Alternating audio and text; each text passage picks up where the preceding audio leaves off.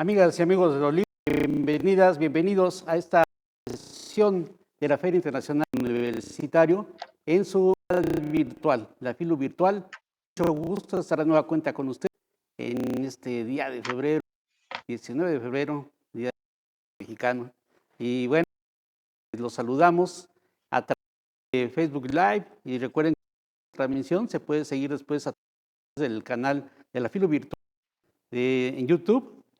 También recuerden que está nuestra página filu.vx, donde podrán encontrar una gran variedad de libros universitarios, principalmente en y el Caribe. Bueno, Filu virtual, hoy tenemos un especial.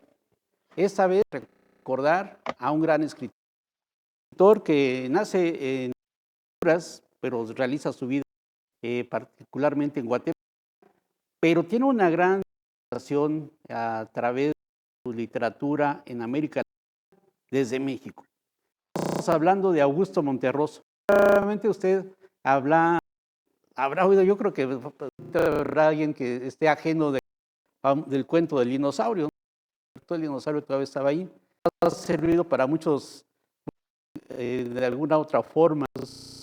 No recordamos el dinosaurio y otros dicen, no, leerlo, ¿no? Y por decir cosas. Pero bueno, esa es parte de las anécdotas que surgen a partir de esta narración breve, que es de la importancia de Augusto Monterroso, que no solamente se refleja solamente en sus breves, sino también una obra muy de la cual hace posible que Monterroso sea un gran personaje. Para hablar de él, esta tarde gusto de contar con grandes amigos de Augusto Monterroso. Uno, el maestro Adolfo, que es parte de esta Universidad Veracruzana, aquí ha publicado varios de poesía y de ensayo. Y pues también al señor lo felicitamos de manera muy particular porque recientemente recibió el Premio Nacional de Artes en literatura. Y también tenemos otro gran amigo de la editorial de la Universidad Veracruzana, el maestro Antonio Saborit. Antonio Saborit, que ha hecho también aquí con nosotros y que aquí está dirigiendo el Museo Nacional de Antropología. Ensayista, gran historiador. Con ellos dos vamos a platicar esta tarde alrededor de la obra de Monterroso o Tito Monterroso, como sean de sus amigos. Entonces, iniciamos con Adolfo Castañón. Muy buenas tardes, maestro. Germán, estoy muy contento de Germán Maximino Martínez Aceves.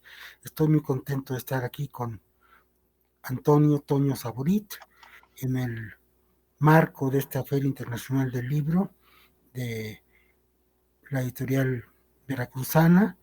Saludo a todos los amigos de la editorial, al director de publicaciones, Edgar García Valencia, a José Luis Rivas, y pues también un saludo muy especial a Bárbara Jacobs, que sé que nos está viendo. Pues es una ocasión solemne y para mí muy emotiva, porque Augusto Tito Monterroso es una compañía cotidiana y un maestro, ciertamente, y también un escritor. Tengo aquí en la mano, tengo muchos libros aquí alrededor, y voy a tratar de ordenarme. Lo primero que tengo aquí en la mano es una carta de agradecimiento que me hizo llegar Bárbara cuando falleció Tito, y nos agradece a María y a mí que hubiésemos ido al entierro, pero atrás viene una letra de unas palabras de Bárbara diciendo que: querido María Adolfo, gracias por acompañarme tras la muerte de Tito. Qué bueno que pudiste conversar, Adolfo. Tito me comentó encantado el gusto que le dio tu llamada esa tarde. Lo hizo feliz. En efecto, yo le llamé a Tito poco antes de que falleciera y tuvimos una larga conversación sobre dos autores que se comunicaban en su imaginario y en el mío, que eran, por un lado, Michel de Montaigne y por otro lado Alfonso Reyes, porque yo estaba trabajando en lo que sería después la antología esta de Visión de México, y él había seguido muy atento mi paso por por esa antología, nos veíamos con frecuencia, y eso ya me lleva a otros detalles. En este momento yo traigo una corbata que no es mía, es una corbata que me regaló Tito. Yo tengo la fortuna, los porto como si fueran unas insignias de nobleza, de tener algunas corbatas, alguna prenda, y en este caso de Tito Monterroso, y cuando hay una ocasión solemne como esta, pues me pongo la corbata de Tito para estar más empapado de su persona. Yo conocí a Tito en una época bastante remota en el tiempo. Lo conocí en 1969, 1970, cuando todavía vivía en Coyoacán y estaba casado y conocí a su hija y por eso nos conocimos. Para mí Tito no era un escritor, era el papá de una amiga que dejaba libros a la entrada para que quien llegara a la casa se los llevara. O sea que eso que él ha contado en algún artículo, en algún ensayo, no es una invención literaria, sino que era una praxis para deshacerse de libros, que dejaba los montones de libros para que el que pudiera y que quisiera se los llevara. Más adelante estuve con Tito y coincidí con Bárbara en el año de 1971-72 en un taller literario que tenía Tito en el 10º piso de la Torre de Rectoría. Y ese taller literario, pues intercambiábamos nuestros cuentos. Tito nos atormentaba o nos pedía que le lleváramos cada vez una mosca literaria, una mosca inédita para su colección de fichas de moscas que después irían a Movimiento Perpetuo, y siempre salíamos derrotados porque ya las tenía. Era muy difícil llegar con Tito con una mosca que no tuviera. Razón por la cual yo decidí escribir un cuento sobre las moscas, porque así él ya no tendría esa mosca. En ese taller fue muy importante para mí, para nosotros. También en ese taller pasó Juan Villoro, estuvo Carlos Chimal, Paulino Sabogal, Bárbara Jacobs, Luz Fernández de Alba. Y en ese taller sucedió algo que fue muy importante para mí y para nosotros, que Tito nos puso a leer 2 cuentos, que los sigo leyendo y sigo aprendiendo de ellos, y ahora los veo un poco a la luz de la literatura de Tito. Uno era El escribiente Bartleby de Herman Melville, que leímos en español, en la traducción de Borges, pero también en inglés, y el otro, el libro de Wakefield, el cuento de Wakefield, del señor que se va de su casa para vivir 20 años a la vuelta de la esquina y después regresa, de Nathaniel Hawthorne, que también leímos en español y en inglés y que diseccionamos y los leíamos periódicamente. Fue un momento memorable de la conversación con Tito Monterroso, y ahí quisiera yo hacer un pequeño panorama antes de abordar otros temas.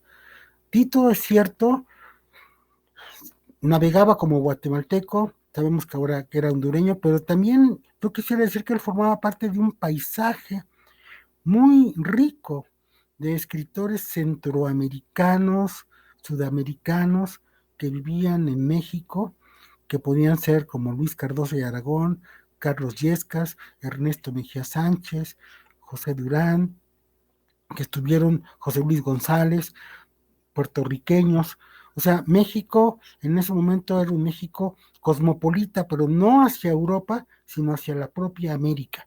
Y esto lo comprendió muy bien Tito, que había venido a México, primero como exiliado en Guatemala, después se fue a Bolivia, después se fue a Chile, como nos ha enseñado en la biografía que se acaba de publicar por la editorial Bonilla y Artigas, este amigo Alejandro Lambarri, Augusto Monterroso en busca del dinosaurio. Yo tuve la fortuna de tener que ver con la edición de este libro de alguna manera. Y aquí, en este libro, se ve un poco más la persona de Tito y se ve esta profundidad del paisaje hispanoamericano de Tito y la cantidad de recursos y memorias literarias que él traía por haber estado en Bolivia y en Chile y por haber sido amigo de un señor que fue su cómplice, su jefe, su capataz, podríamos decir, que fue Edmundo Flores. Edmundo Flores, que era director del CONACYT, le daba a Tito trabajos, y esos trabajos tenían que ver con una revista que se llamaba Ciencia y Tecnología, andaba por ahí Martín Casillas, y le dio a hacer una traducción de uno de los libros más maravillosos que yo he leído a lo largo de la historia, que es el libro de Beth Mehta, La mosca y el frasco, que son conversaciones con filósofos británicos, Russell, Murdoch, Carr, Toynbee, Trevor Roper, Ayer, que Tito tradujo magistralmente y traviesamente. Digo traviesamente porque en alguna de estas conversaciones que traduce, el personaje trae una corbata roja y él se la pone azul, simplemente para fastidiar de alguna manera. Entonces, esto me da a otra dimensión de Tito, el Tito que era, paralelamente a ser un maestro, era también un hombre de mundos, del mundo hispanoamericano profundo, pero también un traductor, un hombre que se sabía expresar perfectamente en inglés, que había conocido sus latines, por eso lo adoptó casi como un hermano adoptivo Rubén Bonifaz Nuño para corregir la Biblioteca Scriptorum Romanorum Graecorum, porque Tito sí sabía latín, era un señor que sí sabía latín y lo sabía bien. Entonces, cuando leía Montaigne, no es que leyera a Montaigne desde afuera, sino vamos a decir que lo leía desde adentro. También tuve la fortuna de poder tratar a Tito como editor y ver cuán acucioso era en su escritura y en su trabajo editorial, y también una cosa que creo que se ha ido perdiendo un poco, pero es que la admiración que suscitaba Tito entre sus amigos escritores, como podía ser Luis Cardoso y Aragón, Jaime García Terrés, Carlos Monsiváis, que estaban esperando el nuevo cuento de Tito que iba a aparecer en la Gaceta o el nuevo libro de Tito. Porque Tito, el gran escritor que conocemos, era también un ser humano excepcional, tenía ángel, tenía gracia y tenía un enorme sentido del humor. Sabía reírse de sí mismo al revés y al derecho. Y eso hace que su literatura haya sido de alguna manera tan cautelosamente escrita por él, al punto que trasciende las fronteras hispanoamericanas y de pronto lo reconoce Ítalo Calvino y reconoce en la literatura de Monterroso, en su minimalismo, que se opone a la profusión telúrica de la literatura hispanoamericana, una guía de escritura y una guía de conducta literaria. Con todas estas cualidades, Tito Monterroso era una persona enormemente modesta y al mismo tiempo ambiciosa, y que era visitado por escritores de Norteamérica, de Inglaterra, de Italia, y por supuesto nosotros que habíamos tenido, nosotros me estoy refiriendo a Juan Villoro, Carlos Chimal, a los que hemos mencionado, pues una gran devoción por Tito. Yo siento que en la obra de Tito, ya para ponernos más, digamos, rigurosos, junto a la obra biográfica de Alejandro Lambarri, que está aquí, hay la otra obra que publicó la editorial veracruzana, que es la obra de esta especialista estudiosa belga, que es Anne van Hecke, y Anne van Hecke nos hace ver cuál es, digamos, la evolución formal de la obra literaria de Tito Monterroso, y nos hace de alguna manera conscientes de la importancia que tiene Tito en la renovación de la literatura hispanoamericana. No es el momento de extenderme demasiado, pero sí quiero decir que Tito es el productor de una obra inolvidable, cuentos que hizo en Alianza Editorial, Movimiento Perpetuo, Lo demás es silencio, que de hecho en uno de estos libros, en Lo demás es silencio, Tito hace una especie como de remedo, adaptación, ni más ni menos que de Juan de Mairena de Antonio Machado. Se él pone a competir su Eduardo Torres con Antonio Machado. La palabra mágica que ilustró soberbiamente Vicente Rojo, con quien tuvo siempre una gran afinidad. Y uno de los libros más curiosos de él, donde aparece ya Bárbara como personaje, que es La letra E, que es donde habla del Tito viajero, Los buscadores de oro. Y bueno, no voy a, ya que estoy aquí, pues sí les voy a citar un poquito todos, pero esa fauna, porque le gustaba mucho el tema de los animales. Y hay en esta biblioteca mía desordenada, tengo junto a los libros de Tito unos otros libros que no son de Tito. Y esos otros libros que no son de Tito son de Otto Raúl González, que era un guatemalteco que había conocido a Tito en aquellos años en Guatemala. Aquí está también el libro de Martín Casillas, donde aparece Tito en su acción como editor y como maestro. Y eso me lleva a decir que Tito no es solo un escritor, sino que es también un poco una leyenda, y es un ser humano que nos dejó muchas lecciones y que es imposible, por lo menos para mí, hacer una especie de filología sentimental para saber dónde está el Tito que yo conocí y con el que hablé muchas veces, y dónde está el escritor de la voz secreta, convincente, persuasiva, que sabía poner a raya a un Octavio Paz, a un Alejandro Rossi, y que se hacía respetar por un García Márquez, obviamente.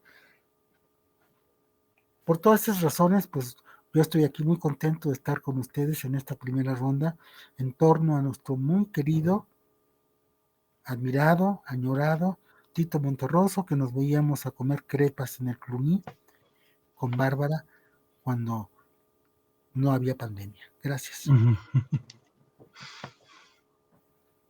Muy bien, maestro Castañón, muchas gracias por esas palabras, que es realmente un viaje que nos hizo de manera breve sobre la obra de Augusto Monterroso, y también nos hace sentir ese gusto de unas tertulias, de las tertulias que había en aquellas épocas, donde grandes amigos se reunían, y yo creo que se han de haber divertido mucho, como seguramente convivió con él Adolfo Castañón, y además con todos los compañeros que estaban alrededor. Justo, por ejemplo, en este libro que se llama Con Augusto Monterroso en la selva literaria, Sí. que se coedita ediciones del Ermitaño con la editorial de la Universidad Veracruzana, surge a partir de cuando recibió el premio Juan Rulfo, cuando se llamaba así por parte de la Feria Internacional del Libro de Guadalajara. Y aquí justo el maestro Castañón escribe un artículo que se llama Ave Tito, y en este libro aparecen también algunas fotografías donde de alguna manera se refleja este ambiente, este gusto por los amigos, por la literatura, a través de Augusto Monterroso. Bien, vamos a escuchar ahora al maestro Antonio Saborit, también muy cercano a Augusto Monterroso. ¿Lo escuchamos, maestro Saborit?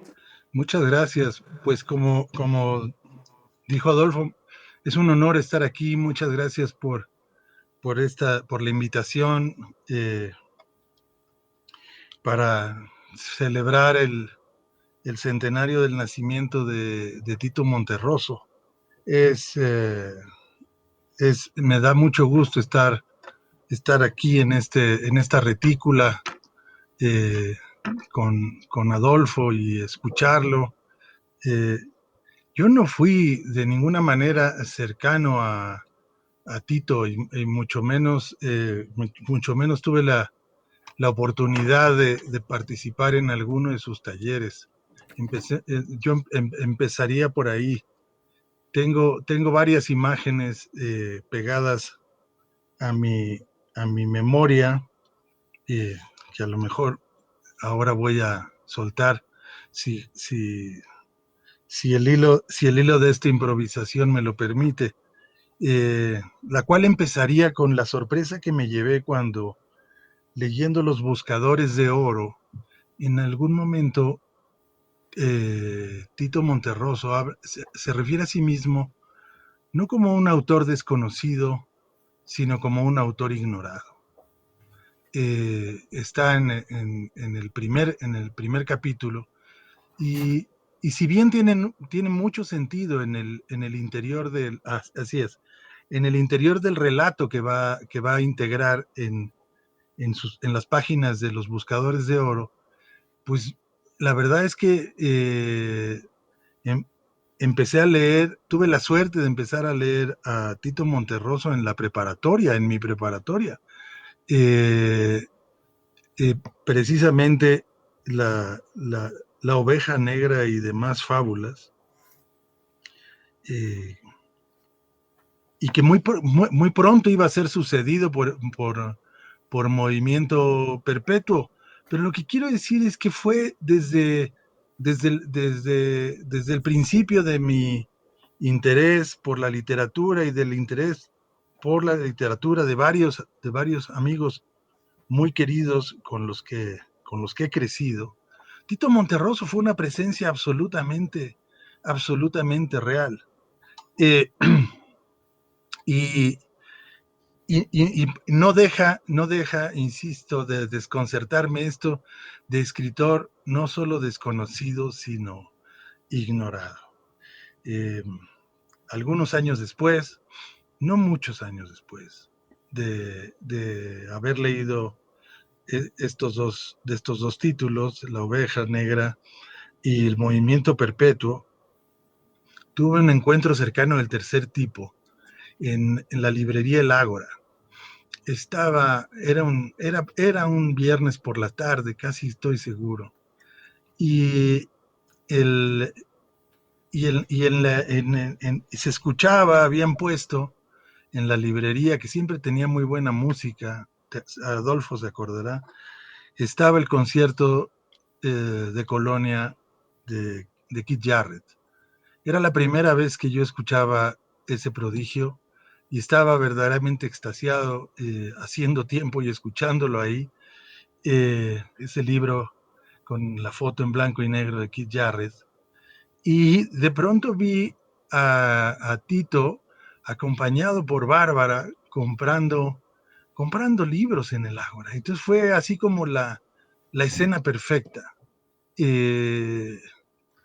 Yo conocí a Bárbara de tiempo atrás, tuve el enorme privilegio de ser su alumno en la preparatoria, y pero por supuesto no me atreví ni a saludar ni a mi maestra, ni a Tito Monterroso, a quien uno podía decirle Tito aunque no lo conociera, es la verdad.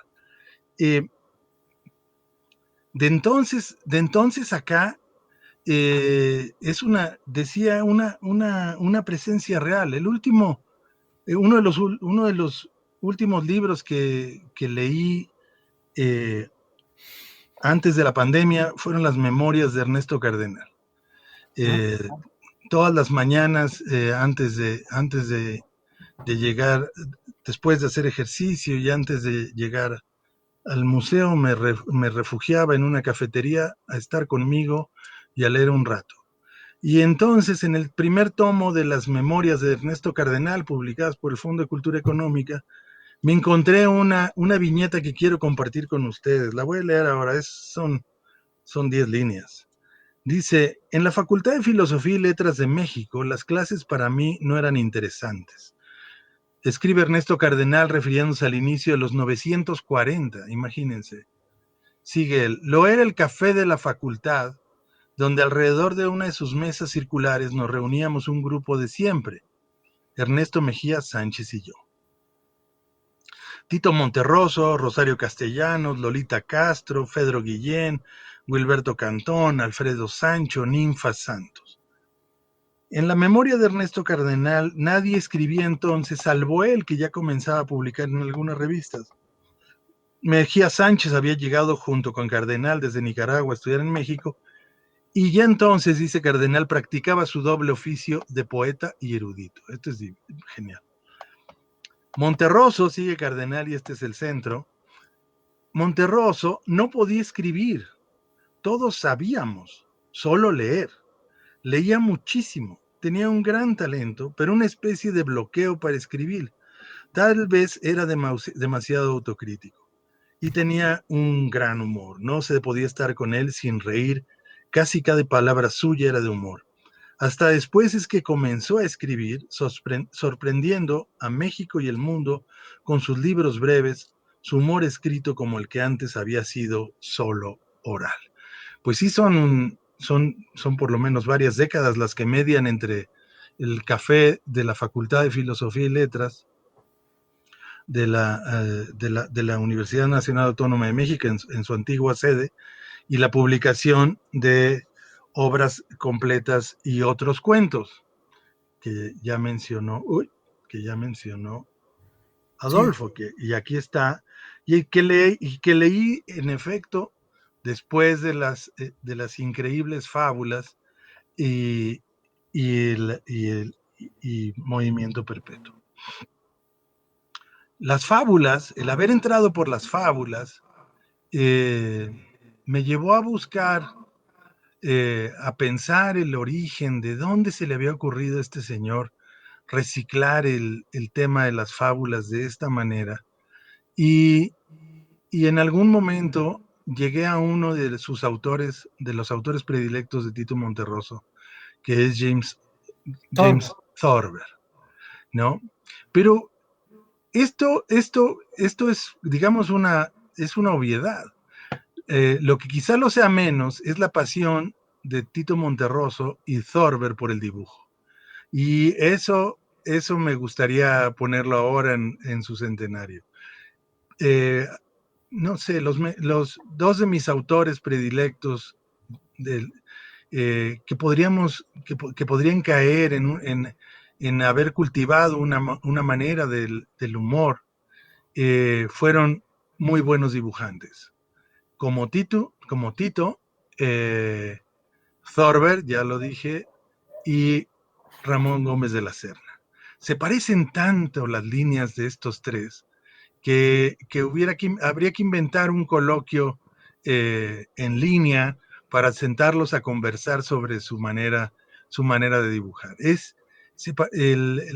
Hay algo que está más allá de las explicaciones y que tiene que ver con las semejanzas formales en su línea.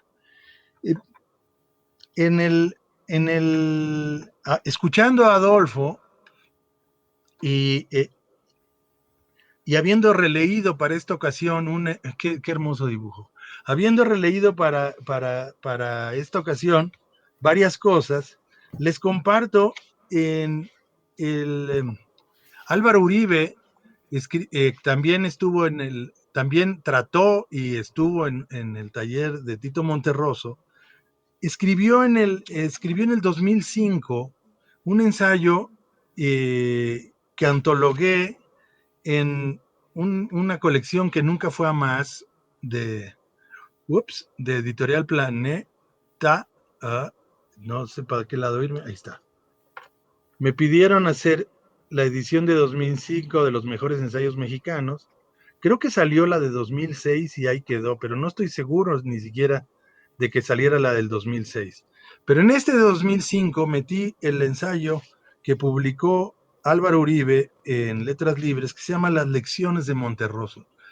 Creo, Germán, que la Universidad Veracruzana podría invitar a los alumnos de Tito Monterroso y armar un volumen con testimonios de esta naturaleza.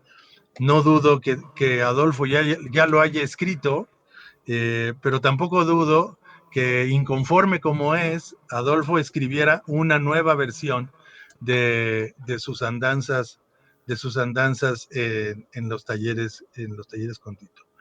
De suerte entonces que la lección del maestro, digámoslo así, estuvo vedada para mí.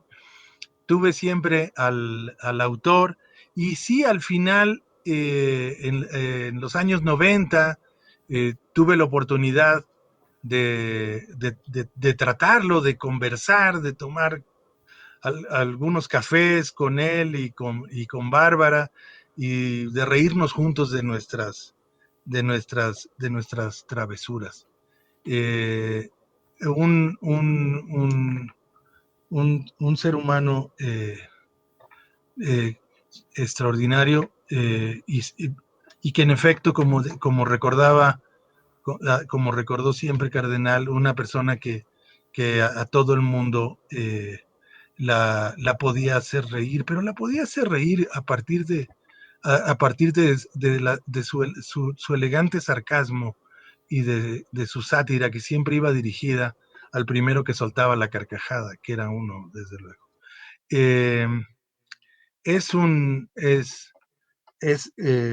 Debo decir en este momento que celebro la iniciativa de la Feria Internacional del Libro de la Universidad Veracruzana, de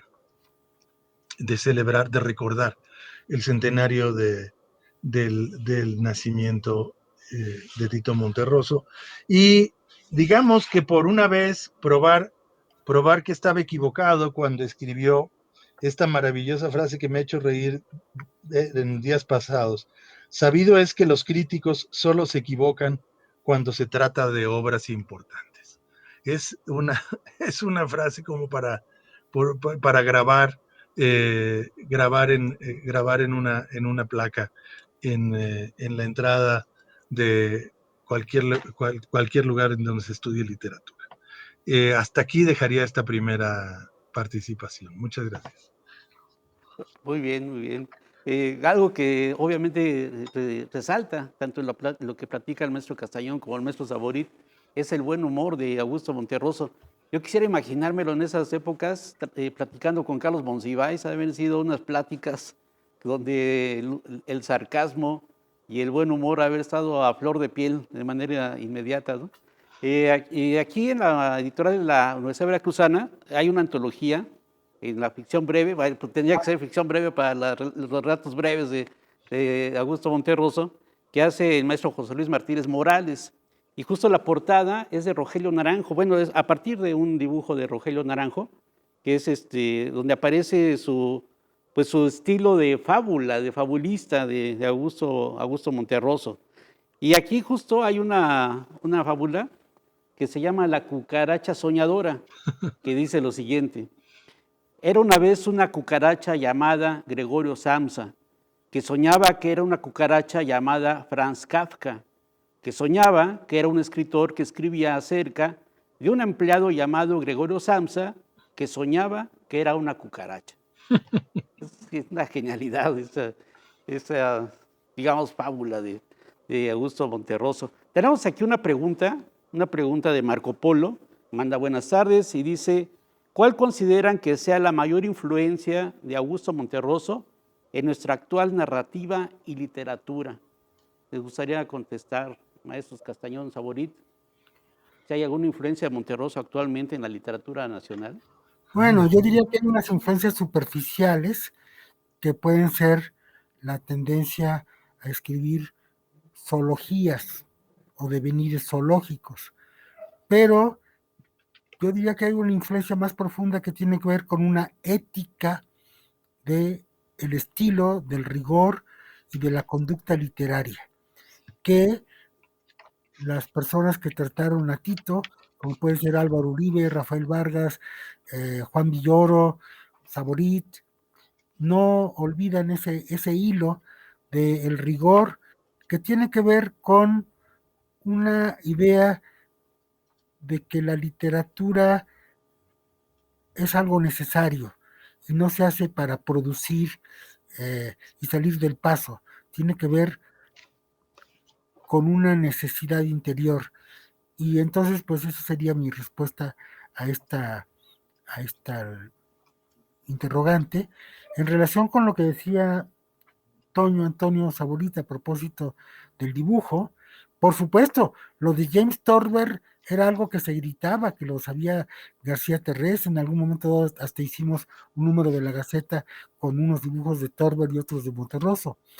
Y otro que yo añadiría como dibujante y escritor es José de la Colina, Coli, que también tenía estos dibujitos y que también tenía esta pluma afortunada, que era una pluma plástica y al mismo tiempo una pluma literaria. No puedo dejar de tocar otro tema que tiene que ver con los rituales. Yo practiqué con Tito Monterroso un ritual a lo largo de muchos años que fue el de prestarle libros. Entonces le presté Las historias rotas en su primera edición de Paul Valéry, Histoire brisée, durante 10 años y me las devolvió.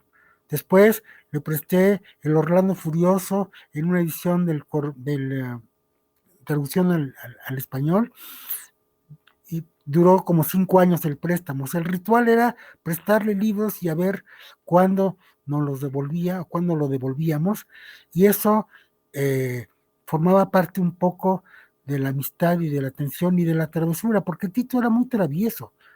Eso que yo contaba hace rato, de que en la traducción impecable de Beth Meta, de pronto hay uno de los escritores que aparece con corbata roja y él la pone azul, es típico de este Tito, que siempre está viendo cómo le tuerce un poquito el giro para hacer un guiño. Y to para tocar el tema de la obra completa y un poco la respuesta a la pregunta también, el primer libro de Tito se llama Obras completas y otros cuentos, es decir, que hay un título de un libro, de un cuento que se llama Obras completas, pero esas obras completas no son las obras completas, es un cuento.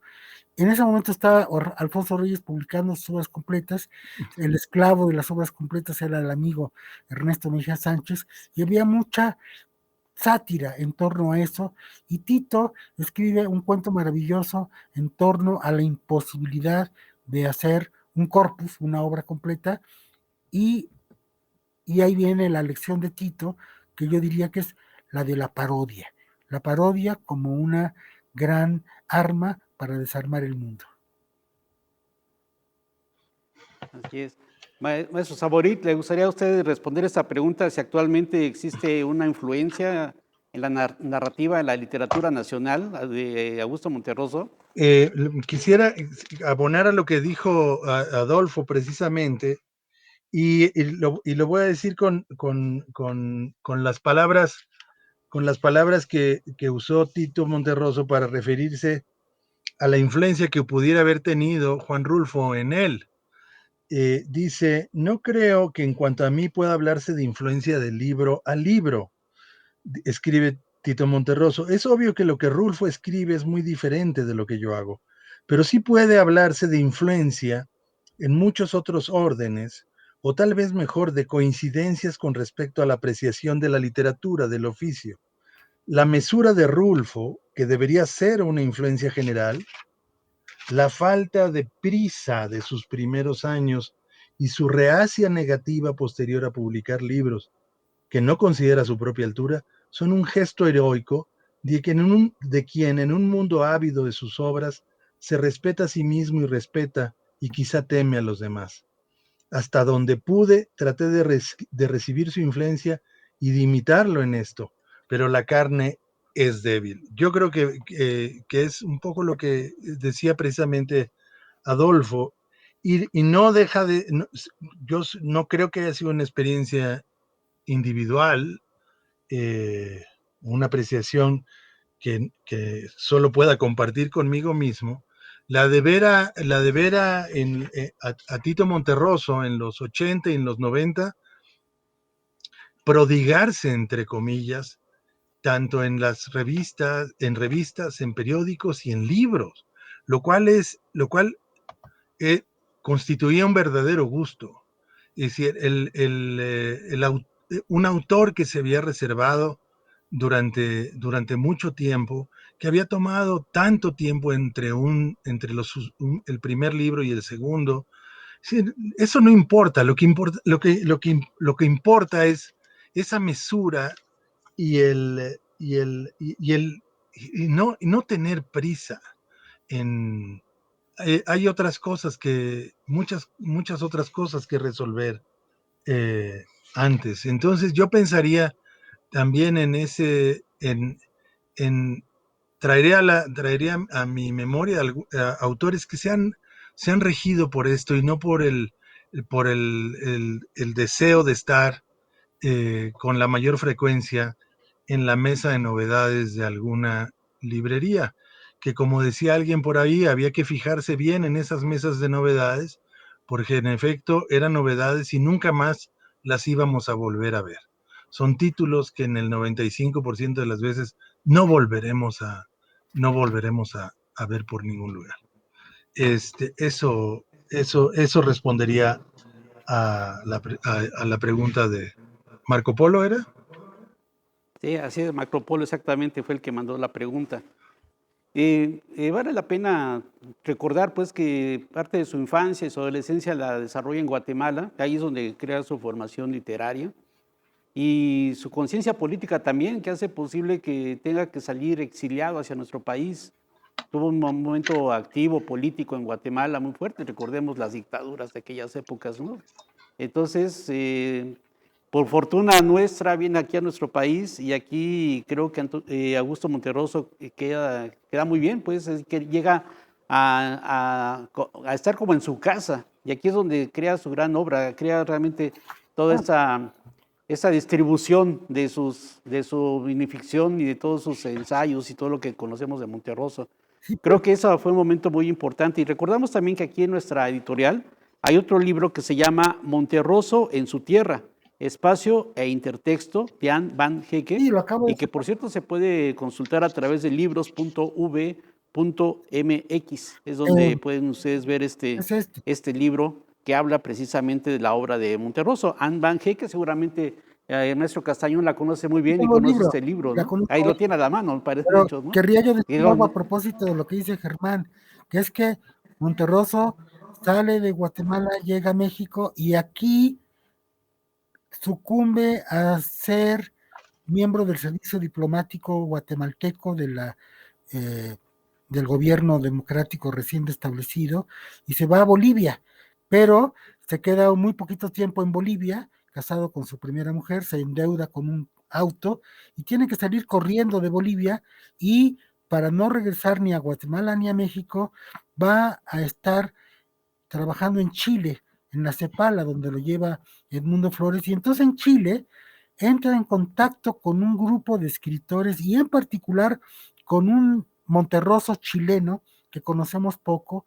que es José Santos González Vera, autor de Vidas Mínimas. Y este hombre, González Vera, le hace a Monterroso le una gran, le da una, influye sobre Monterroso de alguna manera en esta lección del minimalismo. Cuando entonces Tito regresa a México, regresa con una experiencia cosmopolita de haber pasado por Bolivia, de haber pasado por Chile, de haberse pasado hambres allá de otra manera, y entonces llega ya con una seguridad literaria y entra en contacto con estos amigos que acabo de citar, eh, Toño, a propósito de la cita con Ernesto Cardenal, donde están Rosario Castellanos, también está José Luis Martínez en ese horizonte, lo recuerda él, y Rubén Bonifaz Nuño, que no me cansaré de repetir, con quien la carcajada era una de las hilos conductores de la vida cotidiana, porque se la pasaban riéndose a, y parodiando a las personas y se llevaban bastante fuerte. Nada más lo dejo ahí. muy bien, perfecto. ¿Quiere agregar algo, maestro Saborit? No, iba a mencionar que evoca a Rubén Bonifaz a propósito de la viñeta de Acuña, de Sí, René Acuña, cómo llegó a trabajar con Rubén Bonifaz Nuño en la famosísima biblioteca que citaba Adolfo. Quiero recordar pues la lista de premios que obtuvo Augusto Monterroso ante su vida. Por ejemplo, el Príncipe de Asturias de las Letras en el año 2000. También obtuvo el Magda Donato en 1970, el Javier Villaurrutia en 1975, el Bárbara Jacobs en 1976, la condecoración del Águila Azteca en 1988, así como el premio del Instituto Ítalo Latinoamericano en Roma el año de 1993. En 1996 obtuvo el doctorado honoris causa por la Universidad de San Carlos de Guatemala y la Orden Miguel Ángel Asturias del Gobierno de Guatemala. Se hizo también merecedor del premio de literatura, como ya lo mencionamos hace un momento, del premio de literatura latinoamericana y del Caribe Juan Rulfo, que se otorgaba en la FIL de Guadalajara, el Quetzal de Jade de Maya, otorgado por la Asociación de Periodistas de Guatemala, y el Premio Nacional de Literatura de Guatemala también lo obtuvo entre los galardones que tuvo en su vida Augusto Monterroso. Y bueno, justo él nace el 21 de diciembre del año 1921 y es el motivo por el cual nos convoca para hablar de Augusto Monterroso. Y fallece hace 17 años, un 7 de febrero, justo acaba de pasar su conmemoración de la fecha que fallece Augusto Monterroso en la Ciudad de México, 7 de febrero del año 2003. Vamos cerrando ya esta conversación, esta plática a través de la obra de Augusto Monterroso, del recuerdo del amigo Tito Monterroso. Y pues invito al maestro Castañón que nos dé unas últimas palabras sobre Augusto Monterroso.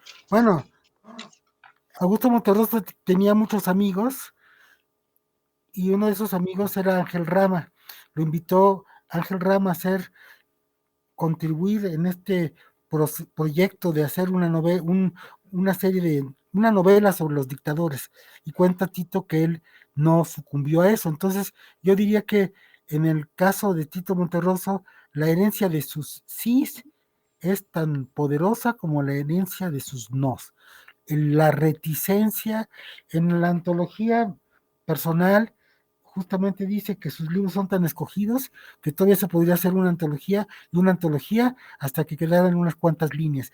Entonces, esa idea de que el escritor tiene lápiz, pero también tiene goma, creo que es una de las grandes lecciones de Augusto Tito Monterroso, nuestro querido maestro y amigo.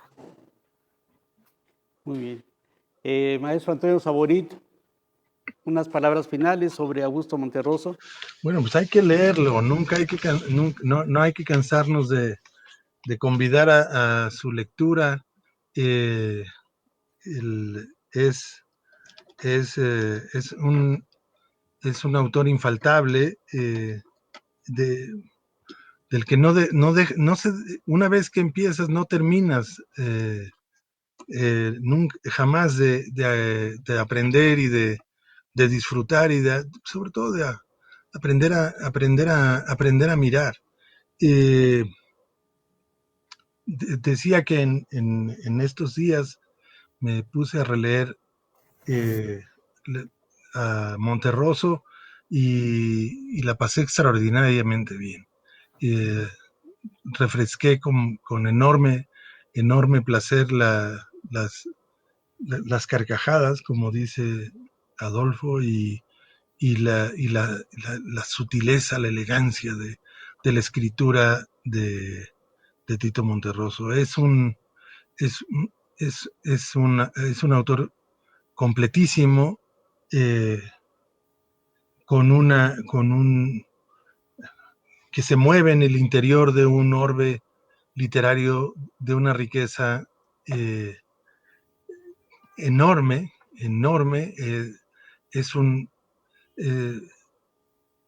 Se le puede seguir por su relojería una vez que ingresas a ella, pero por otra parte, esto que acabo de decir no es indispensable para disfrutar la prosa de Tito Monterroso. Es un autor al que insisto, al que hay que cobijar, hay que volverlo propio, es uno de esos autores que nunca nos van a dejar en el momento en que empieces a leerlo. No sé si haya tiempo, me encantaría contar una anécdota que me contó Tito hace en los 90, una vez que le fui a llevar unos libros de obsequio de una editorial que eché a andar con un grupo de amigos y en cuyo catálogo quedó un título, por cierto, de Adolfo. Era una editorial nacida de la admiración al empaque gráfico de una editorial italiana, de nombre Celerio, en ese momento nada conocida fuera de Italia, y Tito, cuando tuvo nuestros ejemplares en la mano, lo identificó de inmediato. Dijo, esto es Celerio. Dije, claro que sí, es Editorial Celerio, es un homenaje a Editorial Celerio. Y me contó cómo, después de recibir aquel premio que Germán mencionaste en Roma, se fue a Sicilia y en el aparador de una librería vio La Oveja Negra y demás fábulas ya impreso en el catálogo de Celerio, cosa de la que nunca se enteró, por cierto, y cómo esto lo llevó a conocer a Elvira Celerio, la propietaria de esta editorial, y a contarme una historia maravillosa en torno a Leonardo Sciascia, que era el corazón oculto detrás de ese catálogo. Pero imaginen un escritor como Augusto Monterroso, después de recibir este premio en Roma, ir a Sicilia y descubrir en un aparador que uno de tus libros más leídos, La Oveja Negra y demás fábulas, estaba ahí al alcance del público lector italiano. Y que su reacción fue la sorpresa, el gusto y, ¿por qué no?, el honor de estar ahí, y no una rabieta en torno a la piratería o lo que fuera, ¿no? Esto creo que lo dice mucho de la manera en cómo se veía Tito Monterroso a sí mismo. Insisto, para volver al comienzo, en esa frase de no escritor desconocido, sino ignorado, con la que estoy en contra. No creo que sea un escritor ignorado. Es todo lo contrario. Y con eso terminaría. Muchas gracias. Pues muchas gracias, maestro Adolfo Castañón, maestro Antonio Saborit, muchas gracias por esas pláticas, este recuerdo de Augusto Monterroso. Y justo yo recomendaría mucho La Oveja Negra y demás fábulas. Bueno, es que fue el primer libro que leí de Monterroso, y a mí me encantó. Y sobre todo, pues ese tono de la fábula, justo, de tener todo este tipo de pequeñas narraciones de minificciones que hace posible que uno disfrute la literatura, pero eso también demuestra una gran profundidad de conocimiento y un gran sentido de la vida, en la forma también, de la manera que lo expresa, como ya lo dijeron, con buen sentido del humor, pero también con gran conocimiento, con gran sapiencia. Pues muchas gracias, maestros Castañón, Saborit, realmente un honor, un gusto estar aquí con ustedes esta tarde, recordando a Augusto Monterroso, y esperamos que esto sea el inicio del centenario de Augusto Monterroso a lo largo de todo este año, hasta diciembre, cuando se cumpla justo el momento en que cumplirá el 21 de diciembre, los 100 años. Pues muchas gracias, maestro Castañón, muchas gracias, Germán. maestro Saborit. Antonio Saborit. Muchas gracias, Germán. Adolfo, mucho gusto en verte. Igualmente, Toño. Gracias, que estén muy bien. Salud. Y nosotros los invitamos a que continúen con nuestras actividades de la Filo virtual, y pueden checar nuestra plataforma a través de filo.v.mx. Recuerden también que nuestras transmisiones en vivo se realizan particularmente de miércoles a viernes en la tarde a través de Facebook Live, pero también todas estas pláticas, esas conversaciones y presentaciones pueden seguirlas a través del canal de Filo Virtual en YouTube. Y pues adelante, pueden compartir con nosotros esta experiencia virtual a través del viaje de los libros. Muchas gracias a todos. Estaremos en la próxima de nueva cuenta con ustedes. Hasta luego. Hasta luego.